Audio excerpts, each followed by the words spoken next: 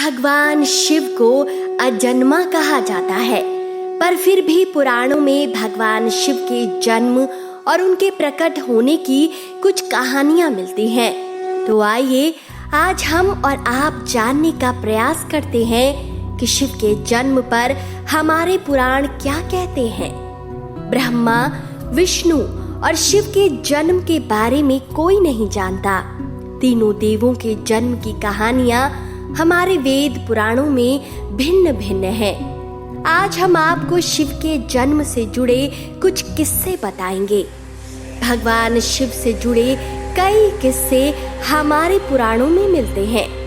पहला किस्सा तो यह है कि जब भगवान विष्णु और ब्रह्मा आपस में इस मुद्दे पर लड़ रहे थे कि उनमें सबसे श्रेष्ठ कौन है, तब वहां एक जलते हुए खंबे के रूप में शिव प्रकट हुए, जिसकी ना तो शुरुआत थी ना ही कोई अंत। यहाँ शिव के आगे दोनों का ही अहंकार चूर चूर हो गया। विष्णु पुराण में एक कहानी यह भी है कि शिव भगवान विष्णु के माथे के तेज से उत्पन्न हुए थे। इस तेज से उत्पन्न होने के कारण शिव हमेशा योग मुद्रा में रहते हैं। विष्णु पुराण में शिव के बचपन का वर्णन मिलता है।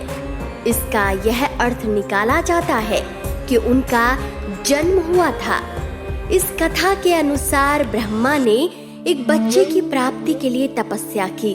उसी दौरान उनकी गोद में रोते हुए बालक शिव प्रकट हुए। उनको रोता हुआ देखकर ब्रह्मा जी ने शिव का नाम रुद्र रख दिया, जिसका अर्थ होता है रोने वाला। शिव के इस प्रकार ब्रह्मा पुत्र रूप में जन्म लेने के पीछे कहानी यह है कि जब धरती, आकाश और पाताल समेत पूरा ब्रह्मांड पानी में डूबा हुआ था, तब तीनों देवों के सिवा कोई और प्राणी नहीं था। जब ब्रह्मा और विष्णु सृष्टि के संबंध में बातें कर रहे थे, तब शिव जी अचानक प्रकट हुए। ब्रह्मा ने उन्हें पहचानने से इनकार कर दिया। तब शिव रूठ न जाएं, इस भय से विष्णु ने ब्रह्मा जी को दिव्य दृष्टि देकर शिव की याद दिलाई। ब्रह्मा जी ने अपनी गलती की क्षमा मांगते हुए शिव से अपने पुत्र रूप में जन्म लेने का आशीर्वाद मांगा, जिसे शिव ने सहर्ष स्वीकार कर लिया।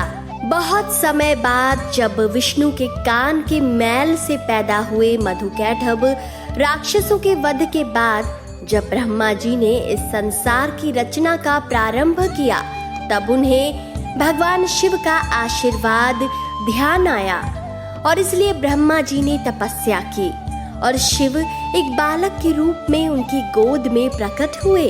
शिव पुराण यह बताता है कि शिव अनादि है, अर्थात जब संसार शून्य अवस्था में था तब भी शिव थे, और जब यह पूरी सृष्टि शून्य में समा जाएगी तब भी शिव बचेंगे, और इसलिए शिव का जन्म एक रहस्य है।